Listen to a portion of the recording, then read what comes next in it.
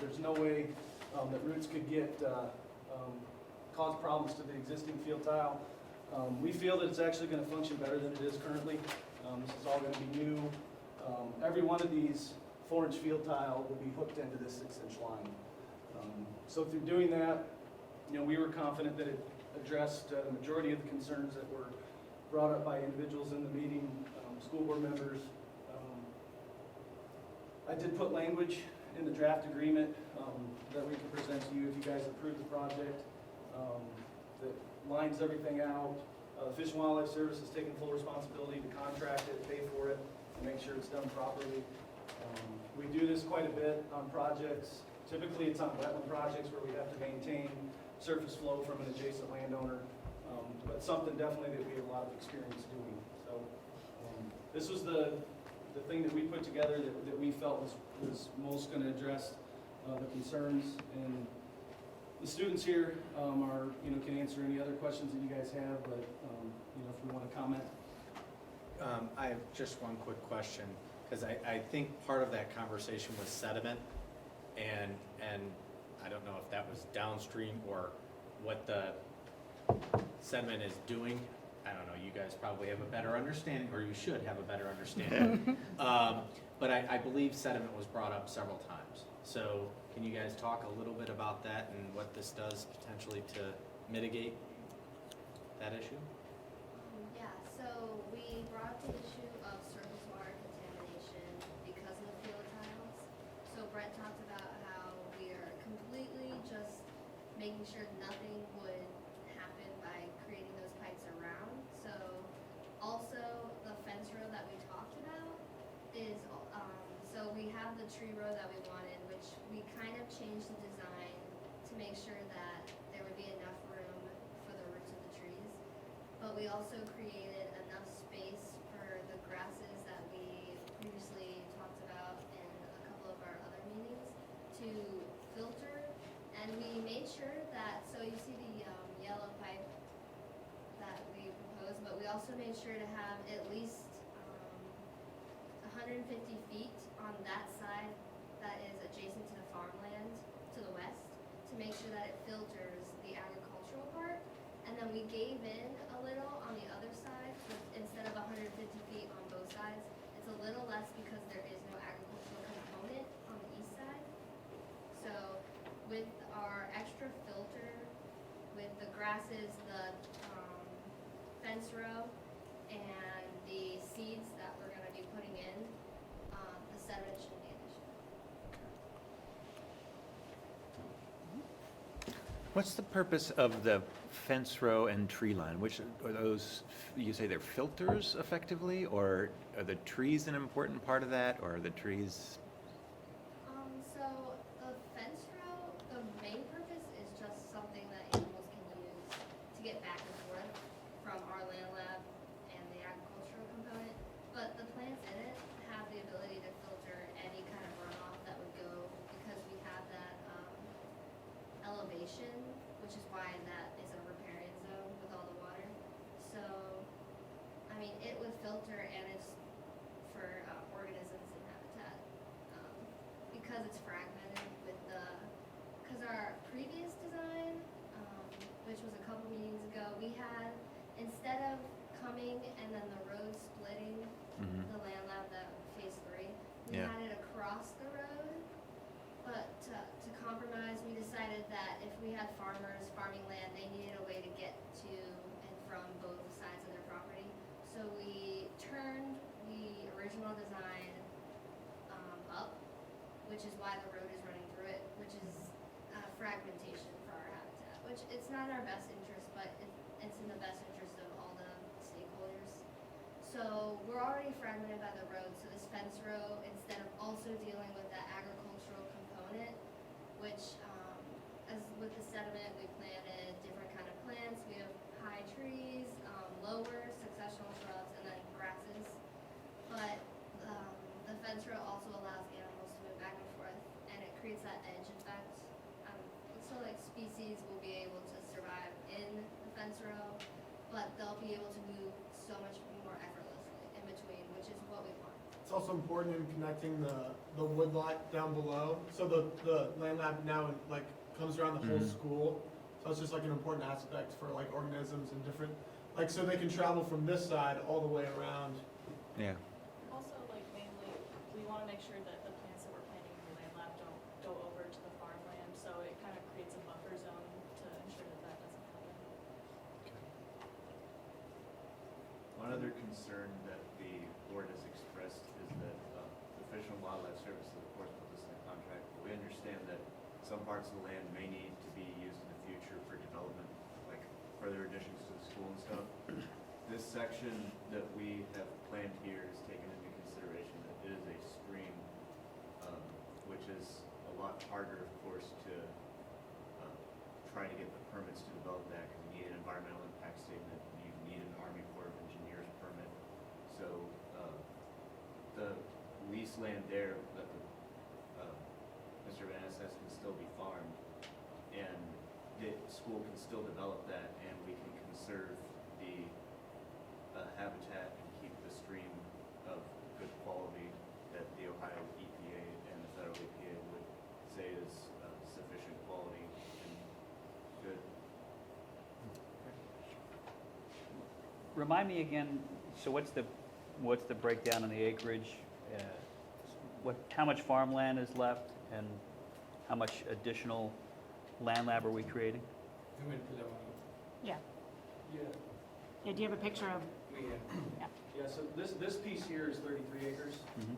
and then I believe, I want to say it was 53 or 54, if you can read it. 31 on the bottom, 16 on the top, farmland, is that, am I reading that right? It's 40.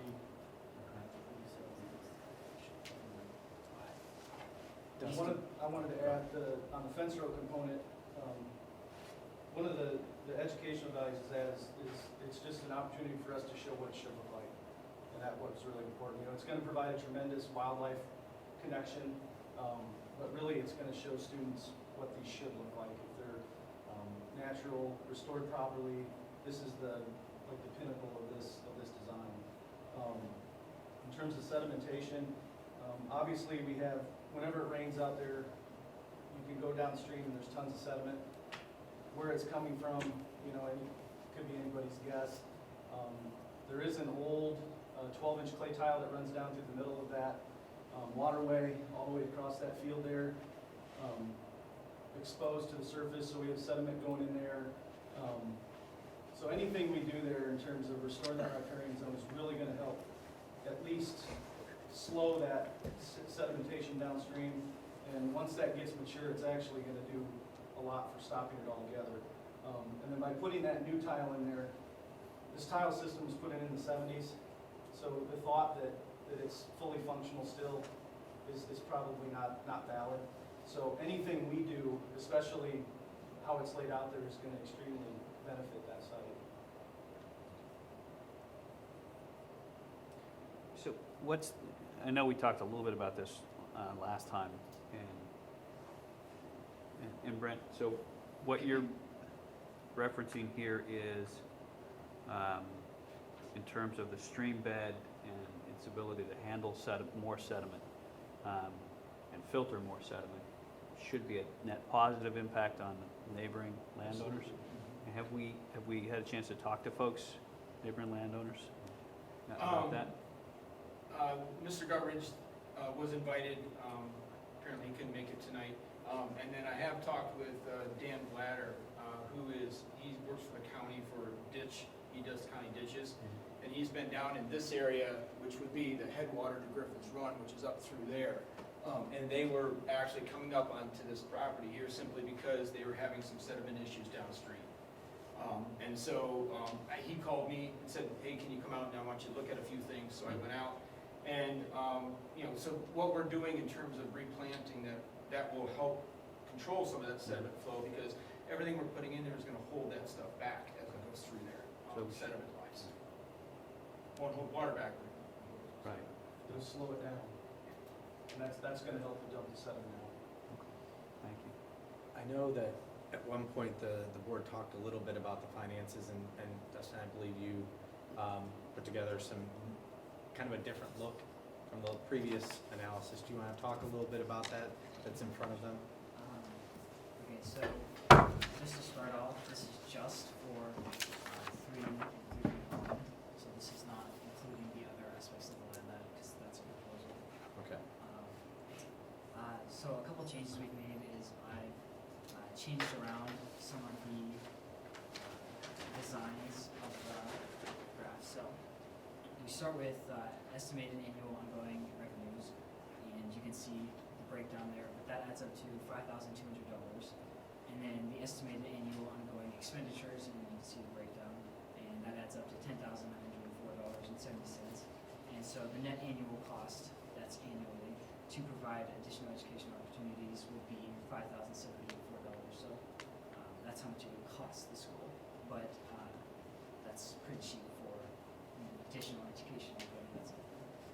And then farther down under the startup one-time revenues, those are non-annual revenues that we have coming in that aren't taken into consideration above in the annual. Okay. And in terms of the one-time startup revenues, are those cash contributions or contributions in kind, or what are those? Some of them are cash contributions, some of them are in kind. The grants and donations are cash contributions or to buy things. The prescribed burn value to the firefighters was Chief Curtis's estimate for state and Granville firefighters to get experience working in prescribed burning in the land lab. For U.S. Fish and Wildlife, that's kind of a mix of both. And same with the Benson's Rivers and Stream Foundation, Licking County Soil and Water Conservation District. How many of the annual ongoing revenues are hard commitments? I mean, it seems like wildflowers, that's kind of a guess because we've never done it before. So what in there is guaranteed ongoing revenue? So Kiwanis is a guaranteed starting next year, basically Well, guaranteed. Yeah, the verbal guarantee, so they haven't passed that through the board yet, but it did go to budget this year, and we got great feedback from them, great support. They asked for a budget and all that. They're picking up the wildwood, so they're not gonna be able to do it this year, but they did ask us to come back and resubmit for that this year. And then this prescribed burn bust donation will be set for every annual year that it will be seen as needed. And then for future annual grants, that's just an estimate of grants that we can potentially generate in the future and sign up for yearly. That's not very much if you can look at the other grants that we've already gotten. We are currently right now using a $5,000 grant that we got from String and Wetland Foundation to buy materials, educational materials for the intermediate building. So we just ordered kiosks, we ordered binoculars, so that's money that we have in the budget right now. And that's what we'll continue to do, is try to chase those sort of fundings for the educational aspect of it. And as of right now, 2.5 years in, we've done pretty well as far as getting money, budget-wise, grant-type things for this project. And we've even made like additional partnership, well, attempted to make partnerships, obviously. We were at a conference recently at Ohio State, and a few of us made a connection with the Wetlands Association, which would be like really awesome for us. And he's gonna come out and check out the site.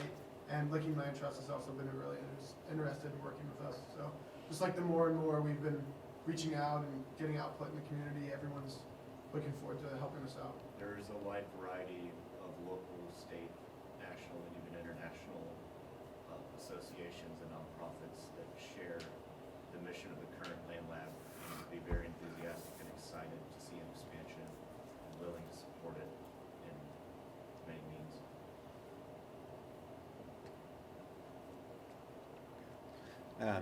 It's neat to see that you're thinking about the wildflower and worm seed and grass seeds as an agricultural product out of this and so forth.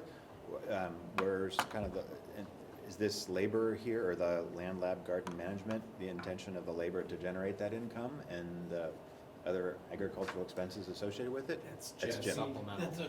That is current supplemental? It's a share of the That's supplemental. Share of the supplement. It's the a current- prorated share of the supplemental that the board approved, Okay. 2 months ago. Yeah. Okay. So you're picking all the seeds?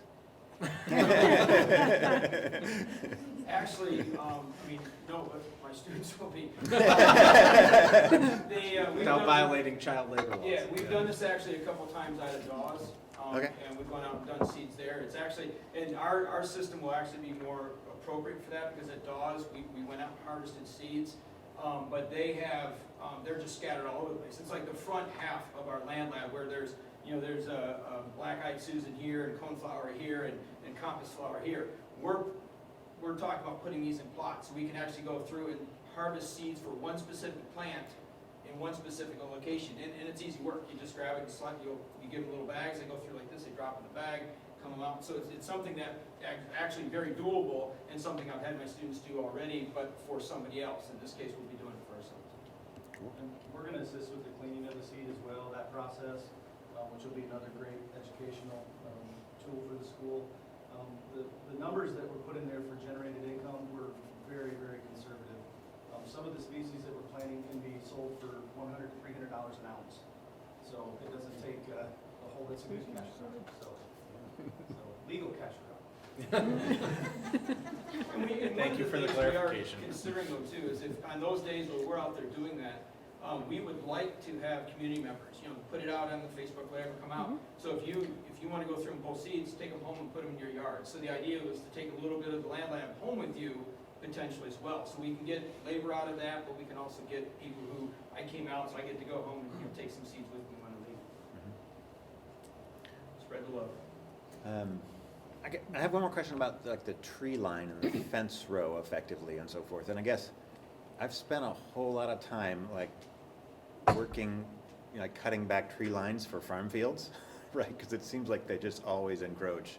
And so like farmers have classic problems like there's a nice line of trees, which is wonderful, but then there's a shrub, and then there's a rose bush, and then there's more trees, and it just like encroaches. Are we gonna manage the management of the tree line and stuff like that? Because it seems like that's just like a chronic struggle, for farmers to beat back the tree line, right, to kind of deal with that.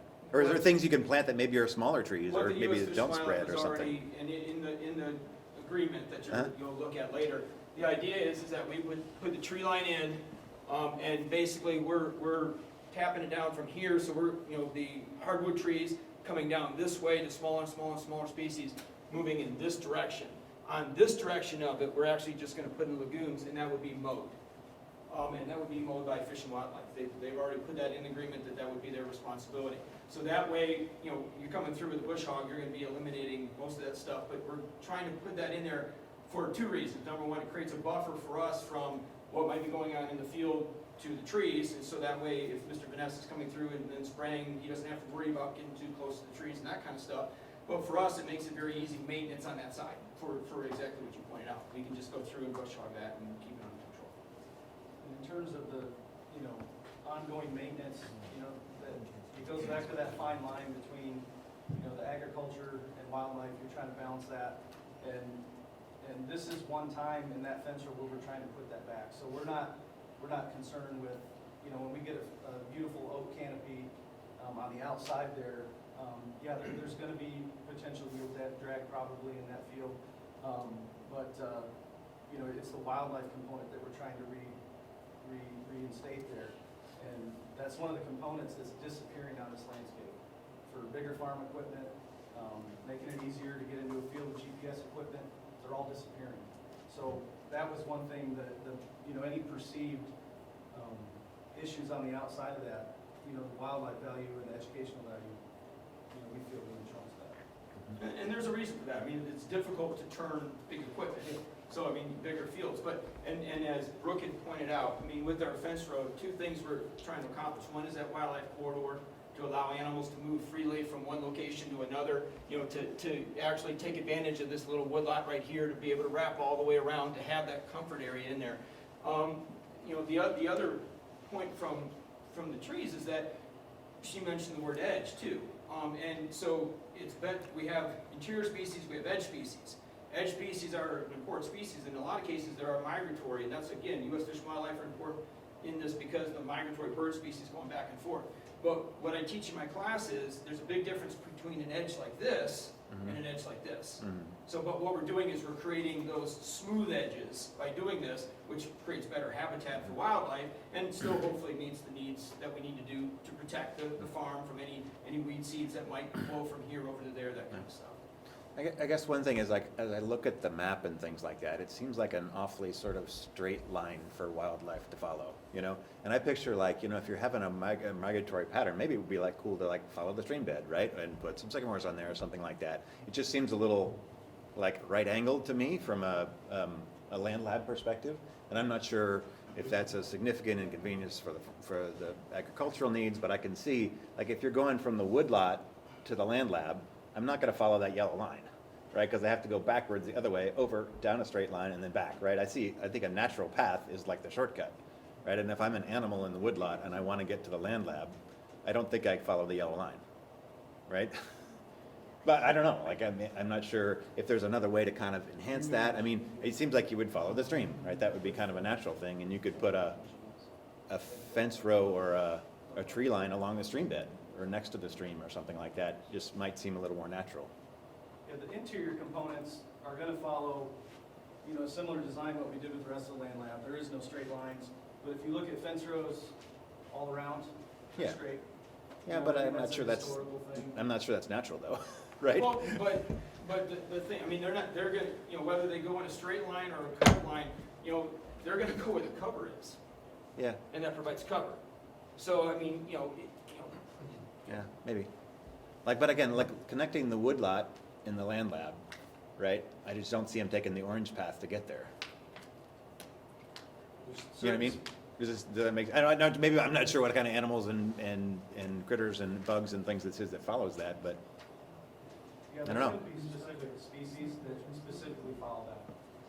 Fox, bobcat, those species are not gonna deviate really from those areas. So they're gonna use that connection to come down there to the south fence row, go east and west. It's just gonna provide a really cool, and a lot of it, the shape of it had a lot to do with having to compromise on the design. You know, we're trying to make it, Mhm. you know, so it meets everybody's needs for, you know, farming and future development potential. Right. Um, But I while guess- also including all the components in it. Mhm. It seems like if you had the orange line that sort of followed the natural contours, it might be, you'd kind of keep the same spacing from the stream all the time and so forth and things like that. I'm not sure if that's an alternative, but it would be interesting. But But we'd lose other components. We'd lose this here, right, which is, you know, we want it for seeds. And this is, notice that this up here, you know, that's not ideal for us. The fact that we're gonna run right Right. from our woodlot into the riparian Mhm. zone. That's because we're Mhm. trying to cut it short this way. Well, maybe you can like trade one for the other though and kind of be more naturally following. I don't know. I don't mean to be making up geometry for you here or anything like that, but it just was like an awfully curiously square shape for the path that you want animals to follow, and I can see them wanting to go But they, I natural mean, shape. I don't know. they don't have to, I mean, Yeah. they could cross And wherever they'll they they'll want. Yeah. come through here too. I mean, there'll be Yeah. species Right. that do this. Yeah. You know, there'll be, Okay. but it, you know, and they will, I mean, they will stay in cover. I mean, they will do that. You know, there's a big enough space there where it's not like they're gonna turn a solid Yeah. 90-degree Yeah. turn. I mean, they'll, Yeah. And I think, I'd like to engage Mr. Van Ness in the conversation as well and just get his perspective and then the other landowner that lives in yeah. with the blue roof. Yes, That's you, Mr. right? Yeah, Welcome. so welcome, thank you for coming tonight. I know that you've heard a little bit about what they're proposing for the 3.5 acres behind your house. Or if you have an opportunity or a thought to share, please do as well. You want to know where all the water is? Is that what Right now, yes. If it were colder, it could be a nice I one. could point it out if you want to. Well, here, yeah, let me do this. I didn't mean to cut you off, Mr. Kaminsky. Yeah, just for a second. Sure. If you could go back to the previous slide. Which one was that, the tile one I or think the? The one that shows the laterals. Yes, yep. Tile. I can do that. Jeff? Should be out, actually.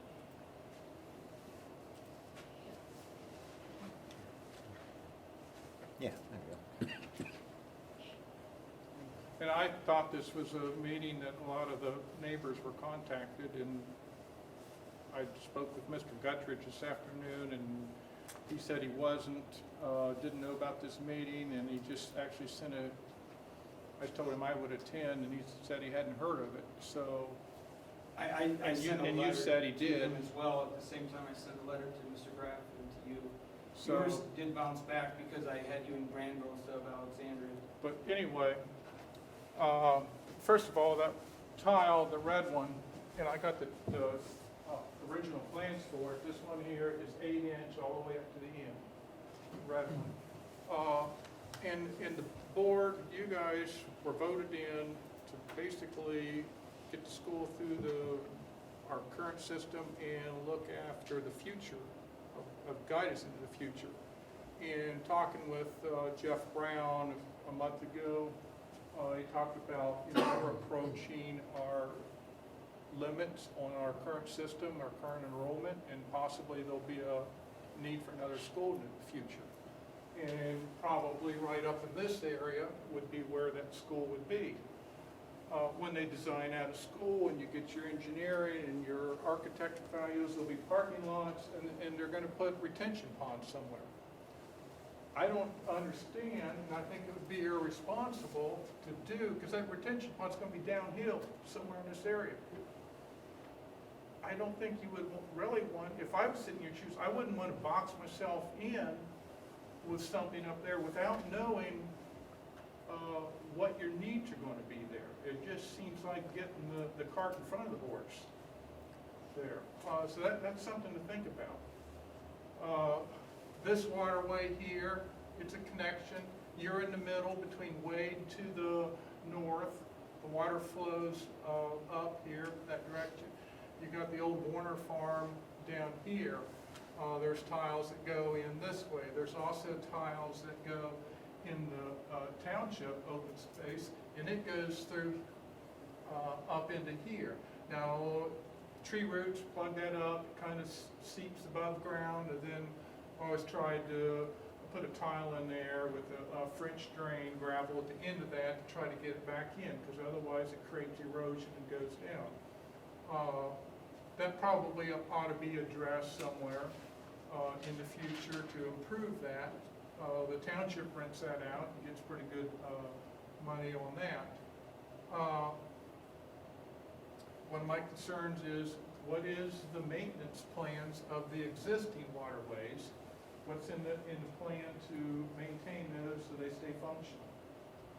Because you're stuck in the middle between ground that's uphill from you and where it goes down. Just, Dan, just to comment on the future land use, the conversation is really, 5-10 years down the road as far as enrollment, but you always have to be thinking, I always have to be thinking ahead. that. Right, but I think the other piece to that conversation is, I told the U.S. Wildlife that I would not agree to a long-term agreement, and they agreed to waive that. So it is not like the front land lab space that has a 10-year requirement for it to stay in that current state. So that has been adjusted for in their proposal. I just wanted you to have that information. One thing we want to look at, you need to know the grade through here, what it is. That determines the size of pipe that you would put in. The flatter it is, the larger size pipe. You have to determine the flow going into that. And I think the $5,000 is on the shy side of that. Because you haven't done the first test hole to determine the depth of any of those and where you can go, what grade you have to work with. So that's something to consider. So is the intention of the red line through the stream bed there to maintain that as a maintained drain tile? And with the same one, the one coming from the woodlot in there, is that all drain tile, or would those be broken out or let? Those will not be broken out. That's a solid non-perforated pipe anyway, so sure your intrusion there is not. So you're not really looking for surface water flow necessarily, or you're gonna try and There- I mean, enhance there will be that, some. or? I mean, if you go out there right now, there's water moving down through there. I just don't know, like, is the intention to create more of that, kind of like we have in the front land lab, or is the intention of that to filter it through the drain tile system and have a different kind of environment? Yeah, Wow. so we're just trying to really treat the surface flow through this site. Surface water, we're not worried about subsurface flows. There is a bunch of sediment that is flowing through that waterway currently, so that's one of the things that we're gonna, really be able to address. And, Mr. Brown mentioned, the service is willing to, in this agreement, we did with our last one, we understand the need for development, and if we ever need to do that there, we can do that.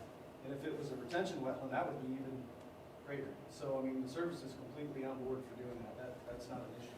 You just mentioned that you're not concerned about subsurface drainage in those existing waterways?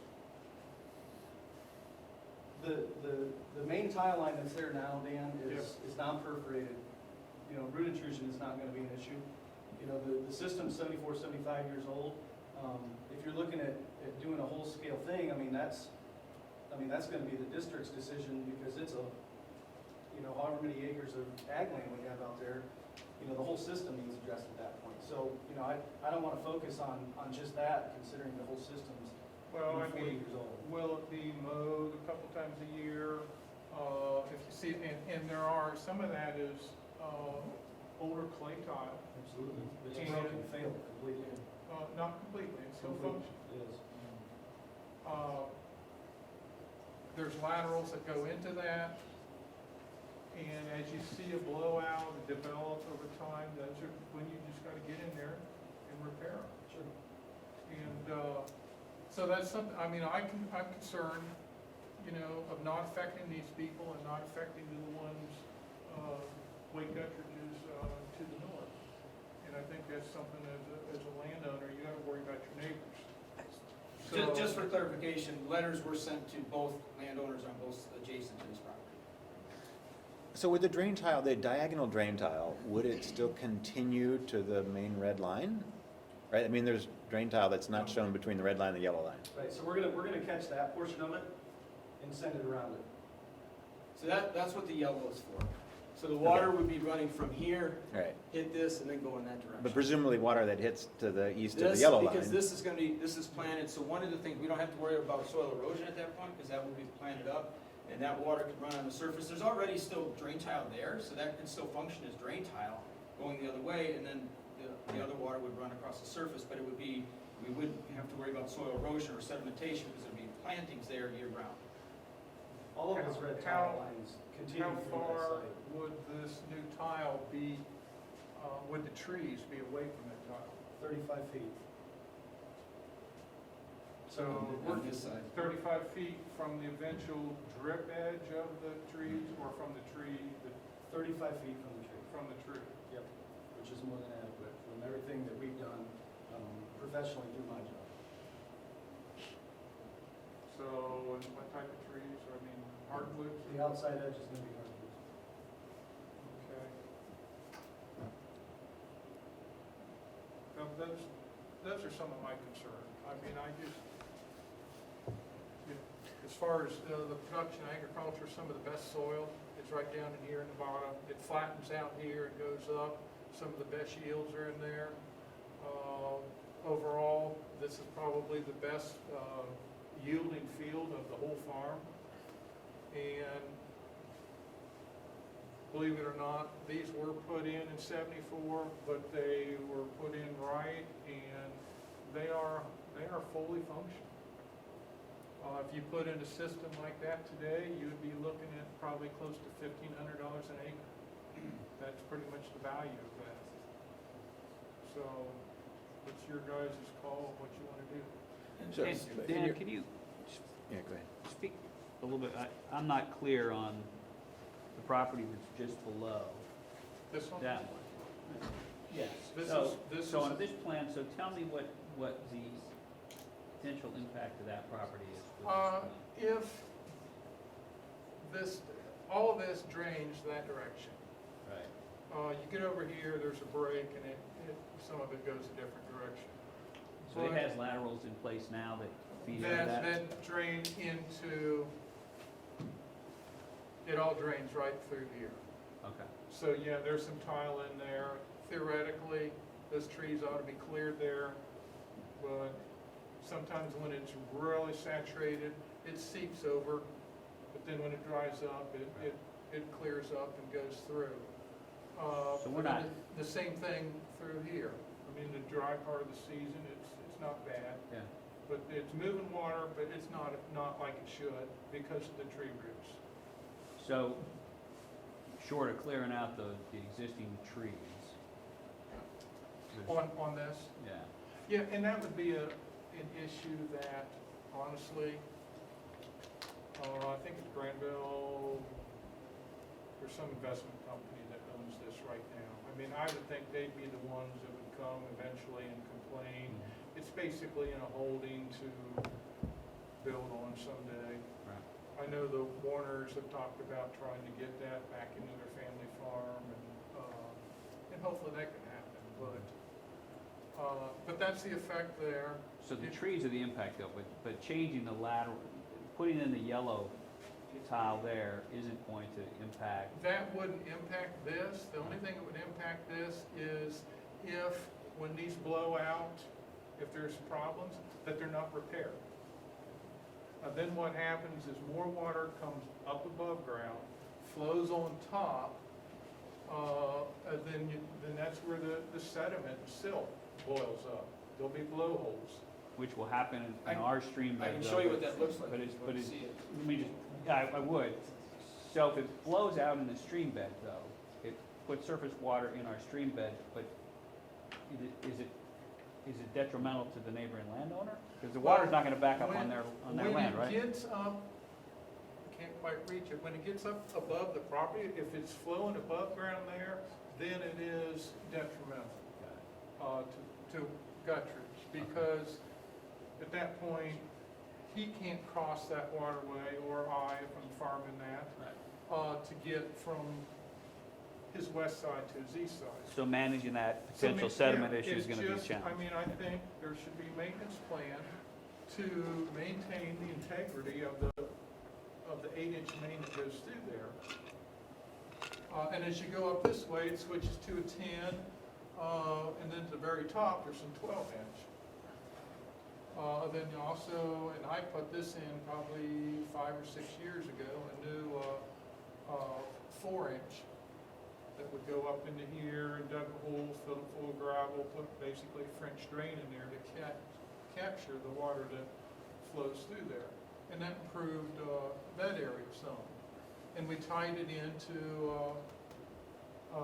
the tiles here. Some of this is perforated and some of it's clay, but it is flowing. Okay, thanks. Any other questions? No, I Yeah. don't. Jim, you were gonna, Dan, does this address some of the concerns that you raised at the last meeting in terms of enabling the drainage and? I mean, this will, if it's tied in, Uh-huh. and, without doing test digs and finding the elevation of all those, and then calculating Yeah. how deep you have to go, can you get it, at what point? Mhm. I mean, all those are calculations, it's just a matter of Yeah. getting the crew out there, Right. shooting the site, shoot the elevation, and figuring out what you need, But, and Yeah. calculate the watershed, they'll go through that at a % slope. yeah. And it's kind of like a little bit on Fish and Wildlife, because they said they can pay for that anyway, right? So if it's gonna cost them twice as much to do it, that would be unfortunate, right? But it wouldn't be necessarily detrimental to the district, because they've offered to cover that. So are there things relative to this proposal that could be small changes that would be more accommodating to what you see? I mean, I understand your kind of question about future land use, and I share some of those concerns about where to go with this, because I don't want to create something that's not sustainable long-term. But are there small things in here that you think we can make adjustments to that would accommodate your needs better? I myself think it would be more logical to keep it at the edge of the waterway. You guys do have a nice pile of topsoil right in here. If you ever had projects that you needed, it's piled up. That's where they kind of wasted a lot of it. Around the schools, you could always Mhm. steal that and rather than buy it if it's needed somewhere. So, I mean, it's, you know, you guys are in charge of what goes on in the school, and I respect that. Yeah. And we just want to listen to your input and things like that. If there's things that through this process we can do to accommodate that better. Like, I think we have to make a basic financial decision, like, is the educational value worth the cost of it and so forth? And are we going to use the land the right way long-term? But again, relative to your use of it, which we intend to continue. I honestly think there's lots of educational value they can get with the way we're farming it now. I agree, that's a good You know, point. I was at a seminar when I got my Yeah. fertilizer application license, and the big talk of and how that all came about is they're talking about the algae plume in Uh-huh. northwest Ohio. Yeah. And then how they're monitoring the outlets of tiles, and they're checking for the phosphorus and the nitrogen in there. Yeah. Then they'll put sensors in there. They'll keep track, what did the farmer do? Uh-huh. They'll keep track of rainfall. Then that's, you know, those variables up there of when you do it and the rainfall you get after that Mhm. affects the, how much phosphorus and nitrogen go in, and that at the right time can create the algae blooms or other aspects. And that's, those are the type of things, very educational for the kids. I completely agree. I think there's an outstanding educational opportunity here, and that's why I want to try to find Well, a way and to I blend don't- these I don't- proposals together, I right, don't to find a disagree way to with that learn from statement at that. all. We can Yeah. still do that. Yeah. Based on what we're suggesting, but Yeah. also what they're doing up in the areas around Toledo where they're doing this is they are also building riparian zones, they're also building these Mhm. buffer systems to working along with farms so that they can deal with some of those issues as well. So Yeah. in this case, we have a state-of-the-art buffer system within a farming community in order to do that. We also have the farming community next to us, so we could be testing in the land that they're farming in, and we can be testing inside the tree land and get combination of, that data back and forth. So Then another phase of that, a lot of the blame was on agriculture, but then there's areas in the township and the county, they can also look at home septic outfalls of irrigation system, things like that, to determine, hey, are these happening? Are they just as much of a problem as agriculture? And, those are all the things that need to be considered of what's the real problem. And you kind of got to look at the whole community and determine. Right, and I agree with that statement too. But I mean, my nephew is head of Sea Grant, and that's what he's been doing for the last 5 years. The research is showing that it is primarily agricultural based. Those other things do have an impact, but the number one issue in Lake Erie right now is agricultural based. And are you thinking of, because we looked at, the seminar, we looked at outfalls on the different rivers in Ohio. And the one thing that they were wondering, well, why was the phosphorus level the same as the outlet of the Muskingum, which has very little production ag compared to the Sandusky up in that area. And of course, a lot of it came back to maybe some of the area doesn't quite have as elaborate of septic systems, a lot of the trailers and things that run off. And plus, there's more livestock in that area. And some of it comes from that versus the corn soy. Right. Yep. So I think this is a That's a great great- future debate for one of your classes, because I know you do the GMO versus non-GMO. So that could be also something that you guys talk about. I think that's a great opportunity to maybe engage our local farmers in that conversation. I wanted to let the other landowner talk a little bit about his property and the adjacent properties. Well, I guess, do you have a proposed picture of what's going on? I do. 1 sec.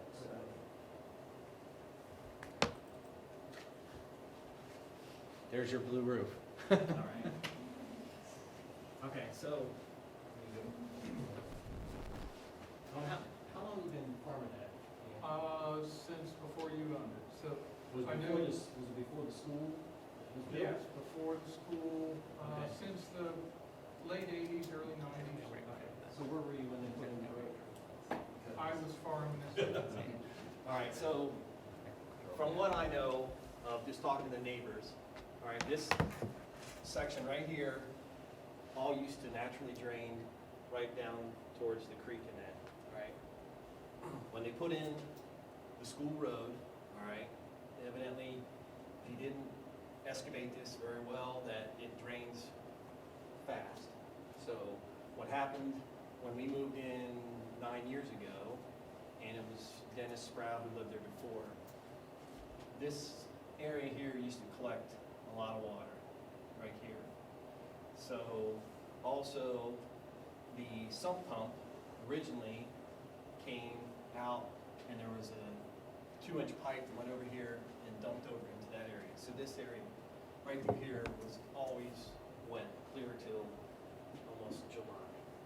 So when we, about a year after we moved in, we bought about 750 of tile, and we actually started, talked to Chuck Dilbone, and there is, I believe, is it an 8-inch Dan that's here, or 6 or 8? Because I know there's 6 or 8 in there. there's, I don't know if you can see it when you go by, this whole section right here, pretty much all drains down this way and then collects back right over into here. So what we did was we tied in to that tile right here, and we brought tile all the way up alongside that fence row. I want to say we're probably 15 feet off of that fence row, and right up alongside the garage, and then it curves right underneath the driveway, and it makes a turn right, actually you can see that like little white line right there, that's where we had dug out before we put the concrete on the driveway last year. And it runs all the way over to right about here. I'd actually like to add another 20 feet to it because there's not as much water that settles there, but it took about 2 years for it to fully start to allow it to drain.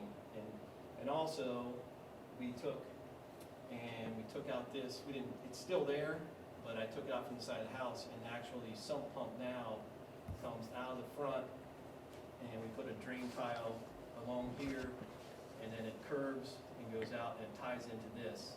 So now this section over here is only natural water and drainage. It doesn't have sump pump drain to it because during the wet season, I've timed it. Every 7 to 10 minutes, that pump is on, it's off, on and off. So now, actually, you can, it's slowed down some, but with, you don't have it pictured here, but Janet put in a natural pond, I don't know what it's like an open space natural preserve. So it actually is collecting a lot of water from the other side too. So, but yeah, it's definitely, that was my main concern with all this going in here. Wasn't sure what was going on, but I just want to keep this drain tile capable of draining, pulling the water from out front and all the way around. So, but yeah, that's about it. Thank you. Can I ask an obvious question that's probably not very obvious? But there is a lot of water that pools right up at that culvert that is right in the middle, right above the bend. Yeah. Yeah. And so what does that do, what does this plan do to that? And I'm assuming, do we want that water flowing down through the land lab, or what's the best use of that water? Well, I mean, even prior to us putting the land lab, that occurred there. I mean, Right. we Oh, always yeah, had this in here. That was- absolutely. sorry? That always. Yeah, and that was one of the concerns is that, you know, are we gonna do anything over there that would actually back the water up? And that hasn't changed at all. I mean, we're, you know, if anything, it's better, it's not worse. But this would all be sedge, so this is a water, so again, we're just putting something in there that would actually absorb more of the water. It's not gonna hinder the flow of water at all through there. We're not cutting any tiles or anything in this area, so any of the tiling that's already taken place won't be affected. Okay. Yeah, there is some tile that goes into here, and that's kind of a low spot, but then it travels through and went under the driveway and into that top to the field up there that goes under the driveway. There's probably some trees along that driveway that they didn't even take into consideration of where, so eventually that'll be an issue. I informed Chuck Gilbone of that years ago when they planted those. He said, well, maybe we'll pull them out someday. But that will be an issue. An FYI, been working on a pathway project with the school in Denison. Maybe someday we could connect it through Janet Worth property. I envision that to come down and maybe slightly here onto the township property, and then cut over onto you and back to the school. So that might be in the, the first phase of that, along that property line. So you might keep that in the back of your mind. Great. What is that you want to add? I'm sorry. Path? A pathway, walkway. Would that connect the schools? Where's that That proposed? would be I've the heard about that. high eventual school, right? intent, is Yeah. to connect the high school and the intermediate school. And has the township been engaged in that or working on that? Or is it? There's been language floating around. There's been, we always update our Safe Routes to Schools grant Okay. with information. And when Manager Piles came in, it was on his plate. Most of it is in the township, so he can't really submit on behalf of the township. So there's all kinds of conversations. And then there's some issue between the landowners Yeah. that were mentioned, and so there's a lot of ifs on that in that conversation. Ideally, it would be nice for our kids to be able to get from the middle school, high school complex up to the intermediate school complex Mhm. and travel safely. So I think we could try and work to that end, but I think Yes. there were a lot of conversations about a pathway going along Newburgh, and that the easement is Too narrow. not wide enough to actually accomplish that. So we started taking a look at what other routes could happen. Okay. Brent? Just got one thing, a couple things to add. The tile maintenance on aging systems is always gonna be a problem. And the one thing that we try to stay away from, I mean, we can't police it everywhere, especially off-site. When we're doing projects, we're mandated through our program to maintain positive flow through our site. So, I mean, I don't have a choice, I have to do that. So, I mean, obviously, if there's an issue that pops up and it's, related to the project, we would come and fix it. Everything that's there, we're gonna maintain what's there, but there's a lot of failing stuff. We've got lots of pictures, so there's stuff, big issues, there already. But we will maintain what is there to the best due diligence on our part. In terms of the prep work going into this new tiling project, I did all the prep work, measurements, laser shots, all that's been completed. So, and as I mentioned, it's something that I do as part of my job. So, I don't foresee any issues there, but I want you guys to feel sure that it's part of our job. We have to maintain that drainage. So I don't want that to be, the issue that you guys are worried that we're gonna have issues with adjacent landowners. We just can't do it. Does the board have any other questions for the students or any of the other participants? I just want to, I may have missed it. I mean, with respect to Mr. Gray's property, the tile's not going to be impacted at all, and are your concerns alleviated by this plan? I'm just glad to hear there's something going in, shall I say, in that wet area that'll actually absorb some of that water. Because, it just depends on how much rain we get, but there's days that there's a lot of water back there, and it just depends on how. But I know, where I tied in, I put a T in there to actually look to, there actually had a stub sticking up about a foot or two above, and it's actually capped it off. I think every time they would go through and till, it kind of ripped it up a little bit, but that's fine. That's just part of farming, so I just capped it, and I can probably show you where it's at, and when you open it up, you can see there it's a stream in there. It's flowing, and it's coming from that upper part all the way down through there, so, Yeah, our absolute goal is to maintain that positive drainage, yeah. you know, and help you out as a landowner. And that mix that we're gonna put in there, is really, it's gonna provide some really cool habitat. Yeah. Something that doesn't exist on the land now, that wet sedge meadow, it's gonna be a huge sponge out there for soaking up that water. Cause it just sits there now.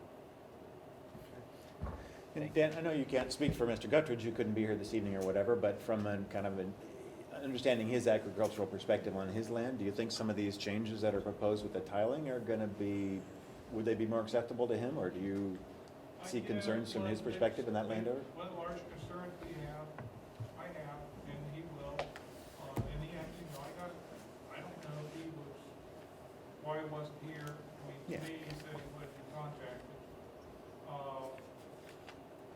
But if the water through the main waterway comes above ground, Mhm. That is, then that'll be a major concern. Also, if we increase the wildlife pressure substantially, that will be a major concern. Hmm. Those are the two big things, you know, is that aspect, production agriculture you have. You know, we go out there and plant a crop, and they love the corn, and they love the soybeans. And that's like candy. So, well, why graze on this grass, and we got some lush beans in there, and it's a problem. And, you know, I probably lose 5% each year to wildlife. okay. So in Guttridge's, he has quite a bit on the north side, in the west, or the east side. Now, this would increase it in that neck on the south side. So, Yeah. it'll be an issue. Okay. Mr. Van Ness, what wildlife are you, any specific that you're referring to there? Deer, Basically, groundhogs? deer, groundhogs, raccoons, that type, those are the three big ones. And then, you know, you get some wild turkey in there that like to pluck the corn seeds and stuff out, but I mean, we've taken a really multifaceted approach to this entire process. So if the potential for crop-consuming organisms to augmentate and to increase, like the ecosystem we have, the predators would increase too, especially with the corridor and the edge that we have. So it's a ratio.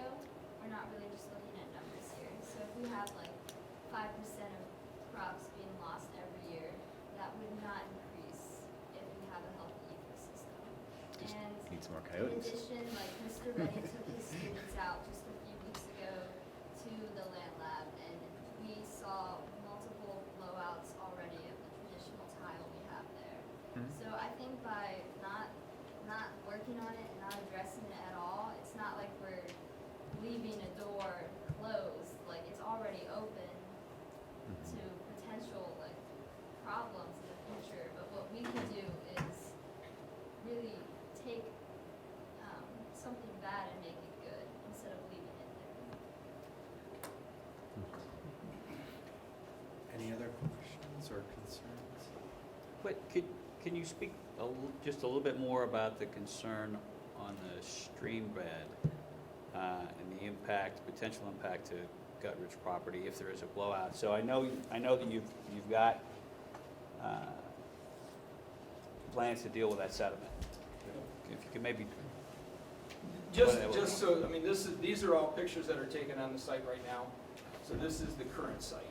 And this is along that stream bank where we're, you know, talking about trying to maintain that as much as possible. So this is as of last week, or a week and a half ago. That's me.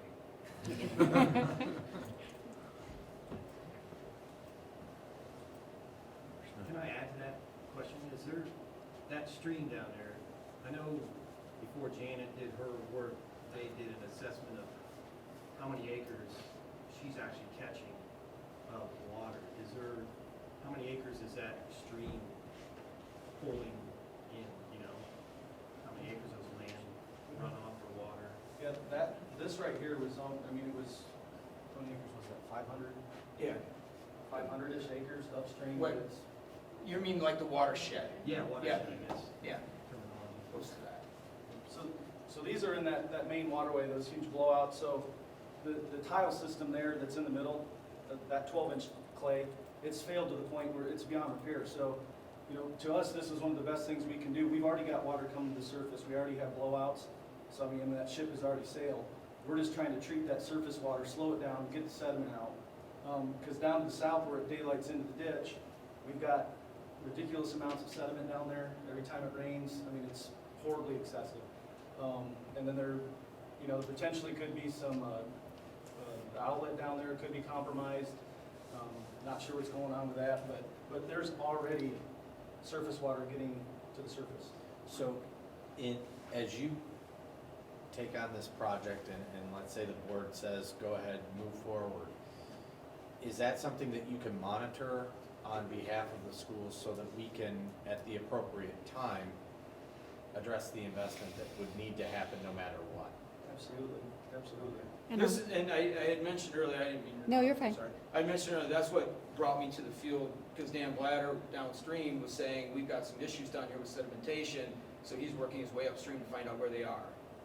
And so that's why we were on this property. And he thinks this riparian, This is, yeah, I mean, he was on board with what we're suggesting. yeah, And he, you know, his final comments to me was that this needs to be addressed one way or the other. So we either address it in what we're doing, or it has to be addressed by the district anyways. So we are responsible for this ditch? like Well, the district? actually, either you or the farmer tenant, depending on the contract. Okay. That depends on the contract. And Typically, some of that is old tile system and some of it is new. Right. So, because there are quite a bit, there are sections in there that have the older clay in there. In a lot of places, I know we put laterals from the older clay sideways into the newer perforated ones. all right, so, next steps, you know, this will be an item on the March 22nd? 20th, thank you. I should have just done the math, but it's late. So, is the board comfortable with what they've heard so far? In order to make a decision on Monday? Yeah. Okay. I want to thank everybody. Could I ask Oh, the yes, ma'am. students if there's anything else that they feel that we haven't asked that we ought to know about? You guys ought to know that we just love being out there. We can tell. We can tell. I'm sorry, I didn't get the question. Any, Is there a question you didn't ask that we should have?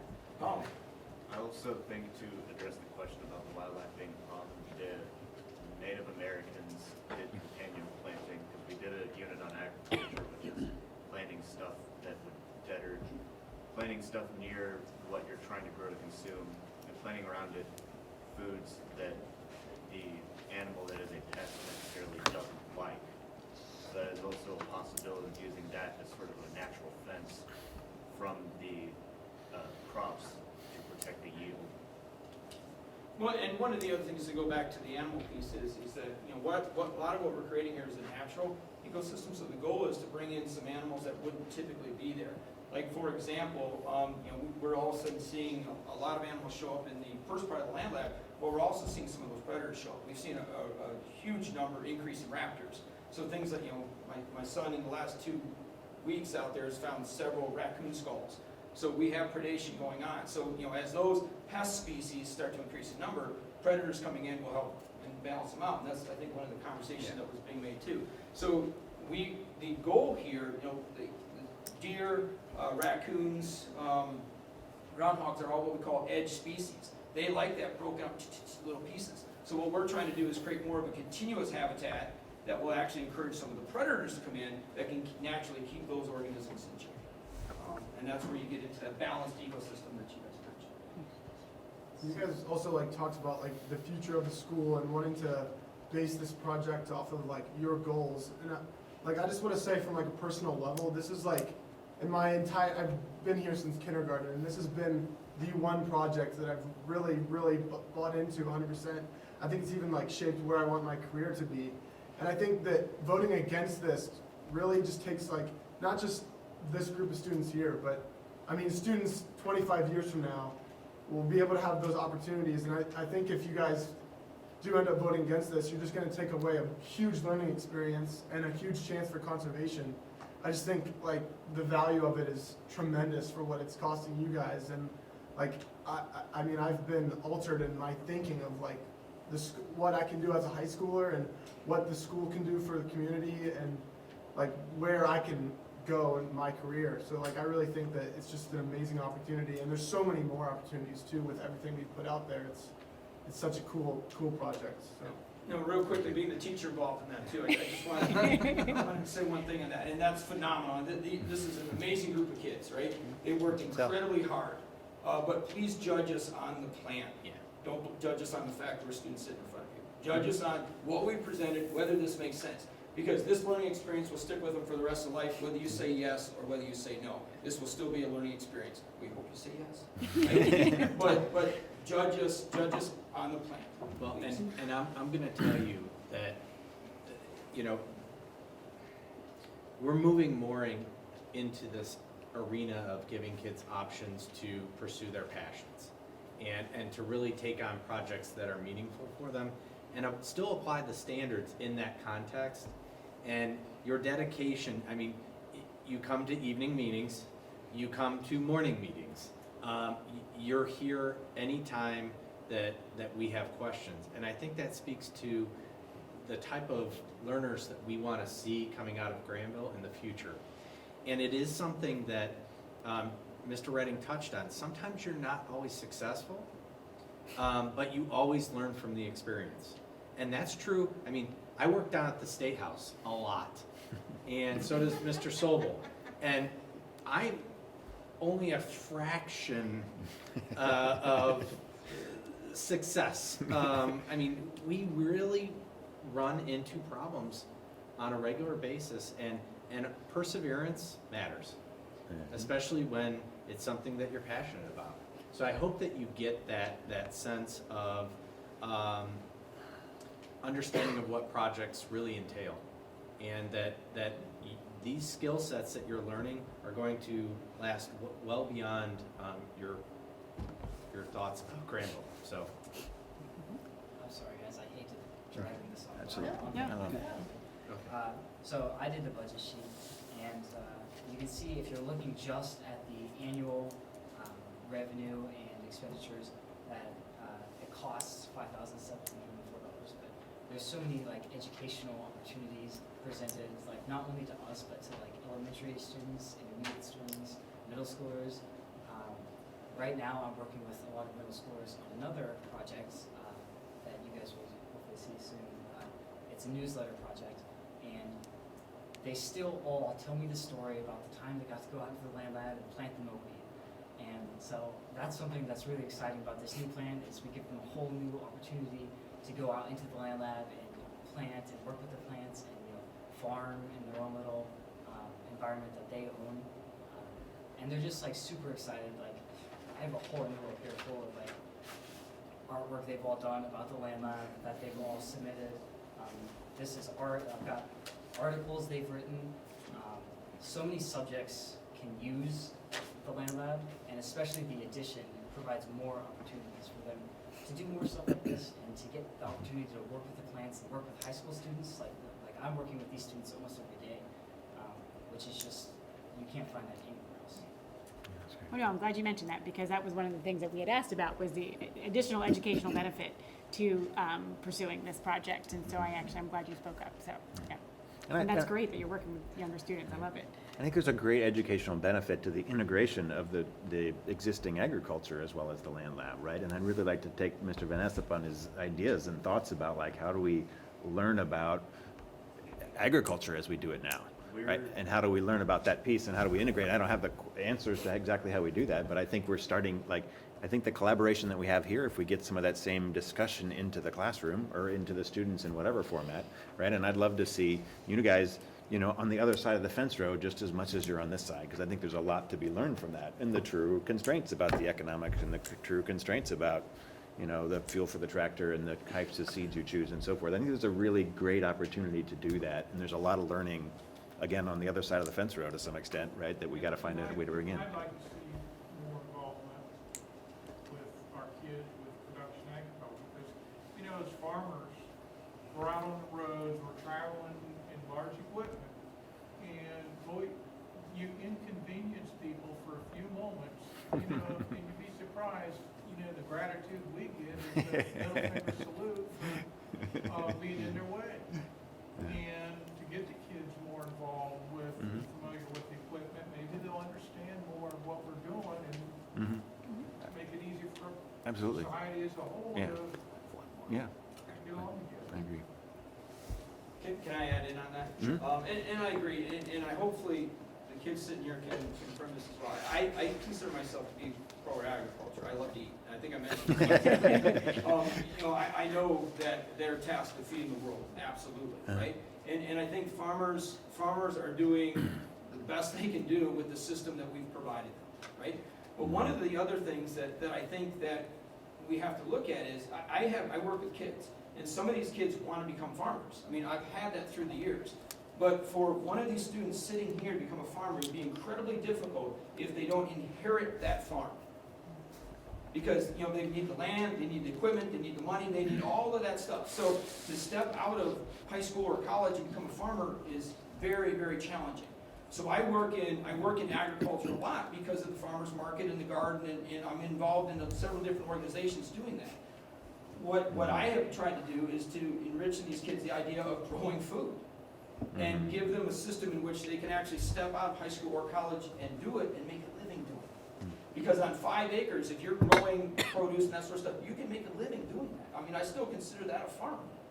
And yet, and you're still feeding the world, and you're feeding, you know, the local community, adding to that local economics. They can do that. So I mean, I think we aren't missing the agricultural piece. We're looking at the entire agricultural system. We explain all the pros and cons of all of it. And then I'm also giving them a path where they can become farmers if they're not inheriting the farm.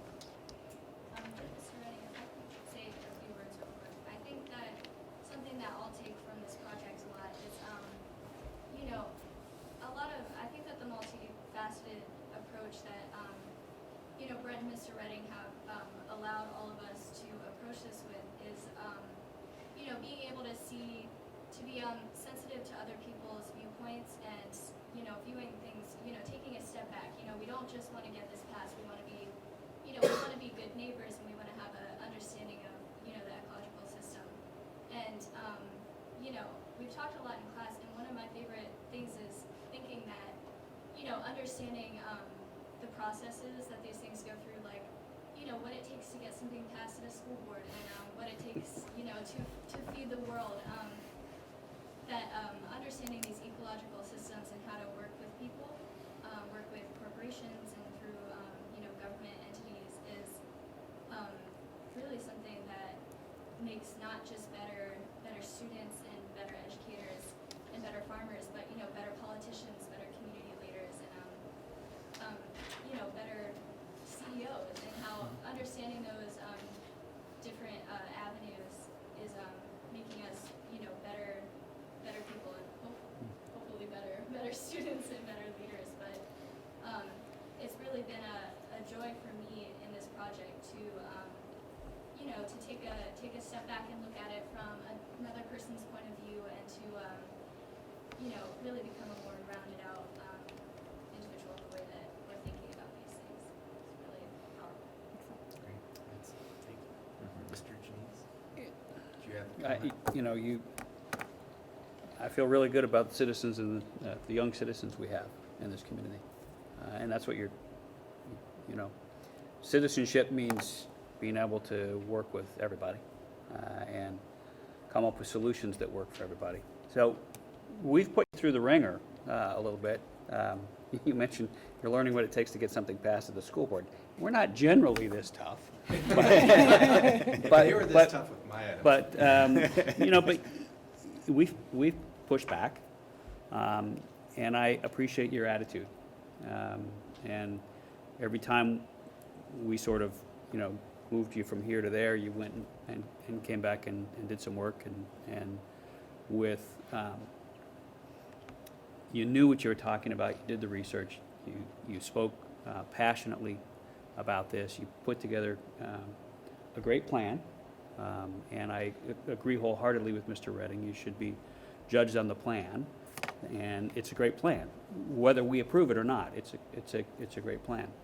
My question to you, and it's honestly the only question I struggle with here, because I love the concept, I love the plan, I understand I think the additional added curriculum. There's been some conversation previously, Mr. Van Ness alluded to it tonight, Mr. Miller alluded to it tonight, about sort of drawing the line at the stream bed as opposed to the buffer. And is that an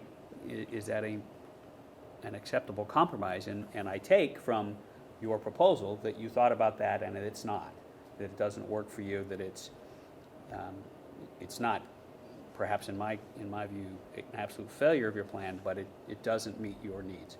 So that's the one issue I struggle with. I would love it if one of you, or more than one of you, tell me why this plan is better than that.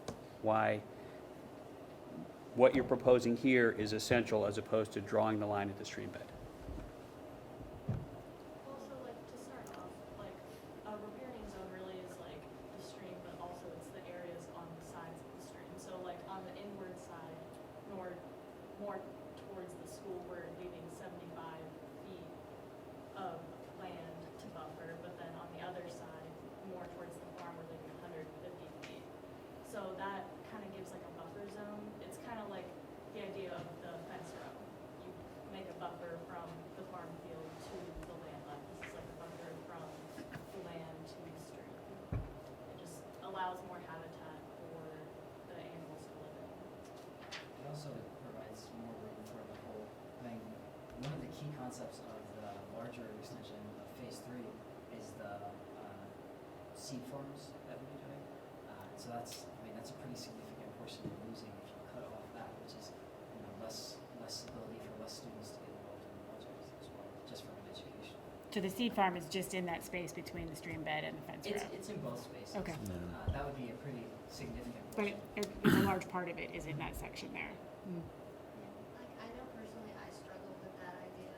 I came to Mr. Redding and I was like, well, you have the stream and you have the trees, and what if we move the stream and the trees? And he really explained it to me, and it's kind of hard to imagine, but you're losing so much more than you think if we just push the trees back. We'd be losing our fence row between Mr. Vanessa's property and what we want to propose. We'd be losing that really good soil that I know Mr. Vanessa mentioned earlier. It's really good soil for growing things, and we want to grow our seeds. Like, we can't lose that. We'd be missing the riparian zone that Anna talked about, the 150 feet, just for the stream, because it's kind of necessary for actually what we want to promote for the organisms, the health, the sediment, the neighbors being affected. It's hard to think about on a screen, on color coded with the things set out and all those straight lines, but I promise you, it's so much more beneficial. And I think I could say the difference between the designs is that one of them saves a little land and we could teach and educate on it.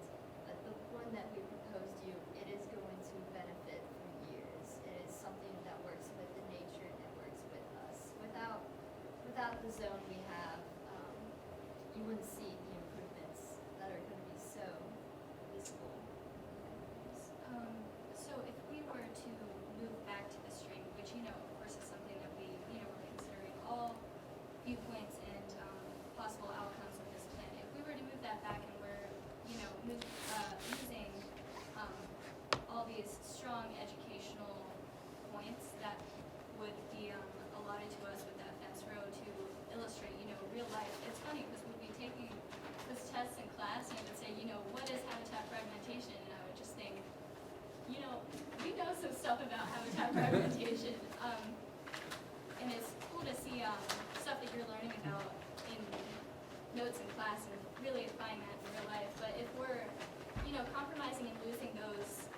educational value, then, you know, what are we really doing here? If we're willing to compromise those educational points, then, you know, our proposal would be, not worth anything, because I mean, So if we, just real quickly, so if we cut back to the stream bed, we have would be no fence row at all? if we did go back. If we went back to so there would be just on that one side, but nothing on, is that, I don't know, the southern border of it or whatever? So that, there's just the stream bed would be the edge of the project and there would be no habitat at all? You're choosing between one or the, you're right. Okay, So you're either riparian zone, because you're not gonna plant those trees in the riparian zone. That would ruin what we wanna do downstream. And so you lose the fence row, which is a significant component of everything we're trying to do out there. In terms of, you know, the corridors and, you know, and again, even just say slide it in a little bit. You know, one of the things we've mentioned is those soft buffers as opposed to those sharp lines. You slide it in, it becomes sharp lines. You move it out, you get soft buffers, which is preferred by the wildlife we're trying to bring in.